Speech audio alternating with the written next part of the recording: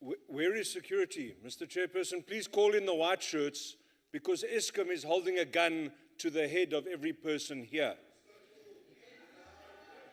Too big to fail is what they told us, and the executives of Eskom decided to take that as permission to continue to mismanage our most strategic commodity. Mr. Chair, the process followed to get this bill to this House has been hopelessly flawed.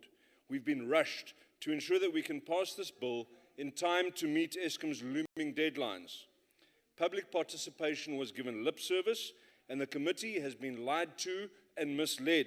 Let me explain that statement. On July the 24th, we had a meeting which was recorded in the media and where I called for strict conditions to be placed on this appropriation. There was consensus across party lines. On 9 October, Treasury spent an entire morning listing their proposed conditions and giving the committee various options of introducing these conditions, either through inclusion in the bill or through amending the bill to allow the minister to place regulations on it.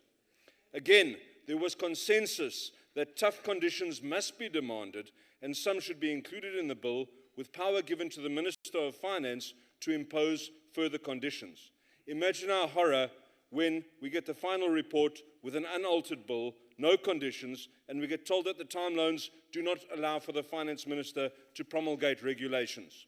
We were misled by Treasury. In a spectacular undermining of the parliamentary process, the executive have colluded behind our backs and made a mockery of our oversight role. What Treasury did tell us, though, is that Eskom management continues seemingly unfazed by what is happening. They have not made material changes to how they operate. They submit inaccurate reports and they miss their deadlines. They display arrogance and they refuse to be scrutinized by intelligence authorities. It's just business as usual for them, Mr. Chair. They are showing South Africa the middle finger. And now, once again, the NCOP is going to roll over and merely rubber stamp the bill in a pandering to the executive. I say no, Deputy Minister. I propose that we amend this bill to include, if not the conditions themselves, at the very least a clause to empower the Ministers of Finance and Public Enterprises to enforce strict, measurable and smart conditions, as we all agreed in committee, Honourable Chairperson.